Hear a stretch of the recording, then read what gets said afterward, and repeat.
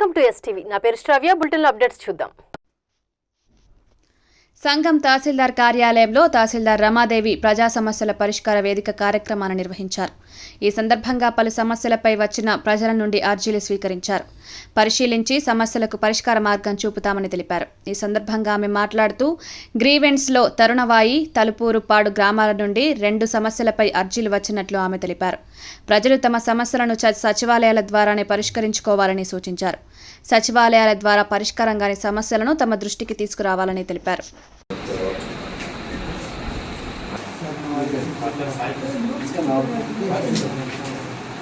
ఈరోజు సంఘం తహసీల్దార్ కార్యాలయంలో ఉదయం 10 గంటల నుంచి మధ్యాహ్నం 2 గంటల వరకు కూడా PGRS అంటే ప్రజా విజ్ఞప్తుల పరిష్కార వేదిక, సింపుల్గా దీన్ని PGRS అంటారు. గతంలో దీన్ని స్పందనగా పిలిచేవారు. ఇప్పుడు ఈ విధంగా పేరు మార్పు చేయడం జరిగింది. ఈరోజు సంఘం మండలం సంబంధించి తరుణవాయి గ్రామము, చందవరపాడు గ్రామం సంబంధించిన రైతులు పంట కాలువలు పూడ్చే విషయంలో ఒకటి, రహదారి సమస్యల్లో ఒకటి అర్జీలు దాఖలు పరిచి ఉన్నారు. వాటిని వచ్చే వారం లోపల పరిష్కరించడానికి తగిన చర్యలు కైకొంటాము. ప్రజలు ఏమైనా సమస్యలు ఉన్నాయో ముందు సంబంధిత సచివాలయంలో కన్సర్న్ BROను మరియు సర్వేతో అంటే విలేజ్ సర్వేలు ఉంటారు, అక్కడ వాళ్ళతో సంప్రదించి అక్కడ సమస్య పరిష్కారం కాని ఎడల తహసీల్దార్ కార్యాలయంలో తహసీల్దార్ వారికి అర్జీలు సమర్పిస్తే యాక్షన్ తీసుకోవడం జరుగుతుంది. డైరెక్ట్గా తహసీల్దార్ కార్యాలయానికి రావాల్సిన అవసరం లేదండి. ముందు సచివాలయంలో మీ సమస్యలు పరిష్కారం కాకపోతే తహసీల్దార్ వారిని సంప్రదించవలసిందిగా తెలియజేస్తున్నాము. ఏవైనా సమస్యలు ఉంటే ముందుగా మా దృష్టికి తీసుకొస్తే వాటన్నిటిని పరిష్కరించడానికి మా వంతు మేము కృషి చేస్తామని తెలియజేస్తున్నాము.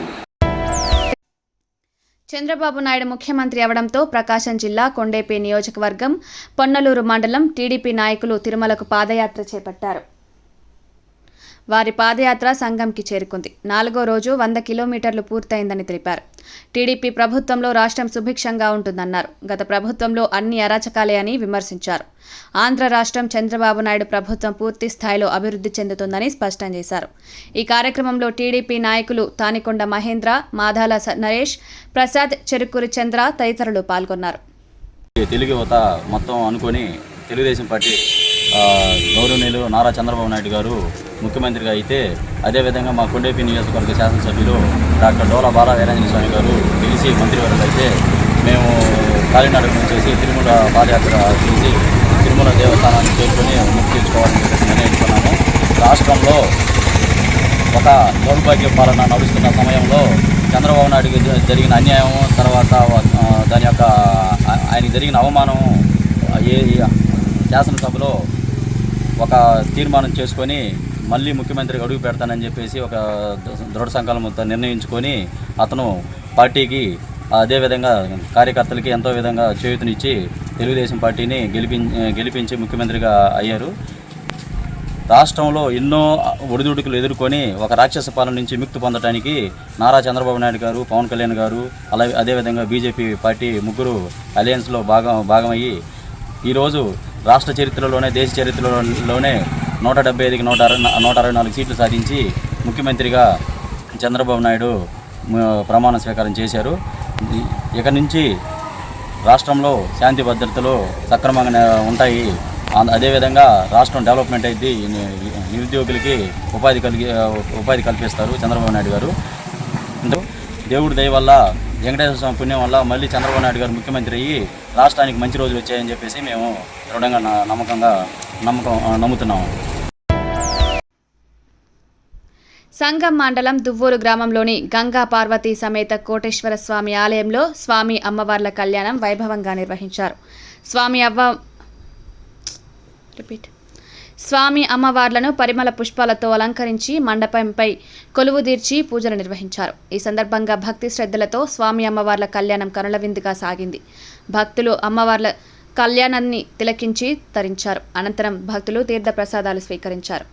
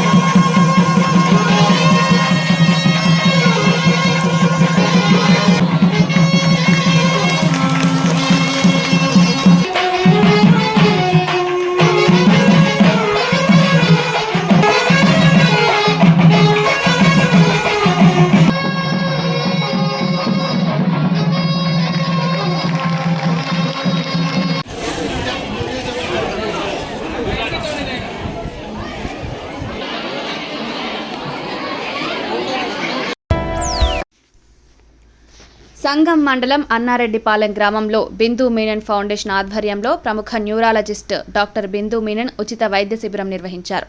ఈ సందర్భంగా వైద్య శిబిరానికి వచ్చిన రోగులకు వైద్య పరీక్షలు నిర్వహించి ఉచితంగా మందులను పంపిణీ చేశారు. అనంతరం ప్రజలకు మూర్ఛ వ్యాధి, పక్షవాతంపై అవగాహన కల్పించి పలు సూచనలు చేశారు. గ్రామానికి చెందిన పలువురు డాక్టర్ బిందు మీనన్ను సత్కరించారు.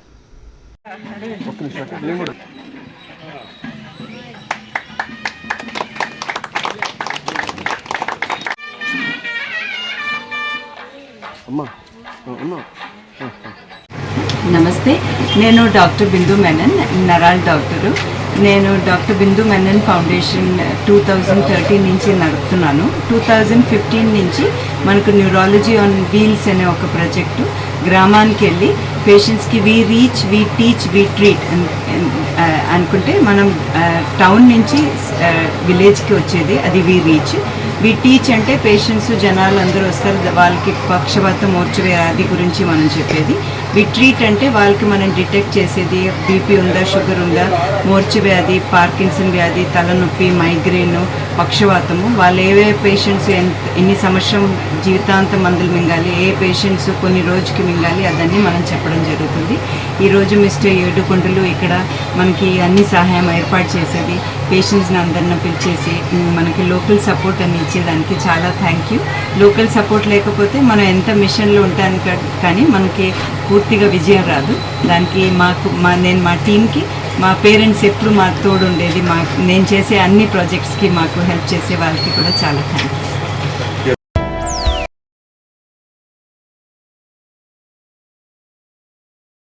నెల్లూరు జిల్లా సంగం ఇసుక రీచ్లో అక్రమ ఇసుక తవ్వకాలపై సెబ్ పోలీసులు కన్నెర్ర చేశారు. అక్రమ తవ్వకాలను సహించేది లేదంటూ హెచ్చరించారు. అర్ధరాత్రి సమయంలో సాగుతున్న ఇసుక తవ్వకాలపై ఆకస్మిక దాడులు చేసి వాహనాలను సీజ్ చేశారు. Web CI Yashodhara, SI Nagarjuna Reddy ఆధ్వర్యంలో దాడులు నిర్వహించారు. రీచ్ పరిసర ప్రాంతంలో ఉన్న ఒక జేసీబీ టిప్పర్ను స్వాధీనం చేసుకుని సీజ్ చేసి పోలీస్ స్టేషన్కు తరలించారు. మండలంలో ఎక్కడా ఎటువంటి అనుమతులు లేవని, తవ్వకాలు జరిపితే కఠిన చర్యలు తీసుకుంటామని సెబ్ సిఐ యశోధర హెచ్చరించారు. అక్రమ తవ్వకాలు జరిపితే తమకు సమాచారం అందించాలని స్థానికులను కోరారు.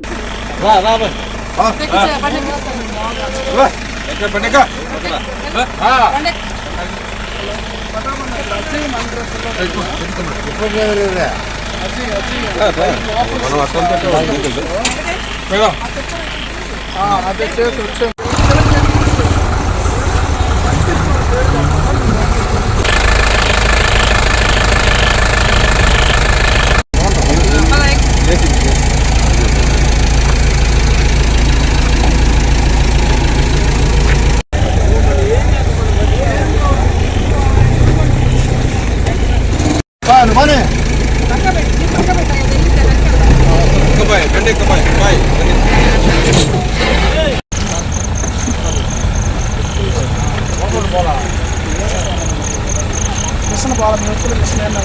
అదే నాకు అదే అర్థం కావట్లేదు అసలు.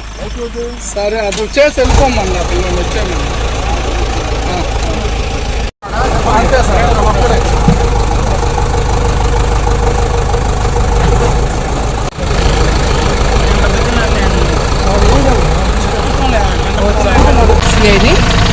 ఇవాళ సంగం రీచ్లో అనధికారంగా ఇసుక తరలిస్తున్నారని మాకు ఇన్ఫర్మేషన్ వచ్చిందండి. ఇమీడియట్గా లోకల్ ఎస్ఐ గారు, నేను ఇద్దరు వచ్చాము. ఇక్కడ రావడంతో ఒక టిప్పర్ను, ఒక జేసీబీ ఉందండి. ఈ రెండింటిని సీజ్ చేసి స్టేషన్కి తరలిస్తున్నామండి. ఎక్కడైనా సరే అనధికారంగా ఇసుక తరలిస్తే మాత్రం వాళ్ళ మీద చాలా కఠిన చర్యలు తీసుకోబడతాయండి. ఎటువంటి పరిస్థితుల్లో మేము అన్ని చోట్ల కూడా విజిలెన్స్ పెట్టున్నాము. అనధికారంగా ఎక్కడైనా ఇసుక తరలిస్తామని చెప్పి మక్తాపురము, వెంగారెడ్డిపాలెం, సంగం, మినగల్లు ప్రతి చోట కూడా అన్ని చోట్ల నిఘా పెట్టున్నాం విజిలెన్స్. ఎక్కడైనా సరే అనధికారంగా ఏ టైంలో అర్ధరాత్రులైనా తెల్లవారుజాములైనా ఇసుక తరలిసని మాకు సమాచారం వస్తే మాత్రం కఠిన చర్యలు తీసుకోబడుతుంది. ఇమీడియట్గా ఇప్పుడు జేసీబీని, టిప్పర్ని సీజ్ చేసేవాడిని. ఇవి ఇప్పటి వరకు ఉన్న bulletin updates. Keep watching STV.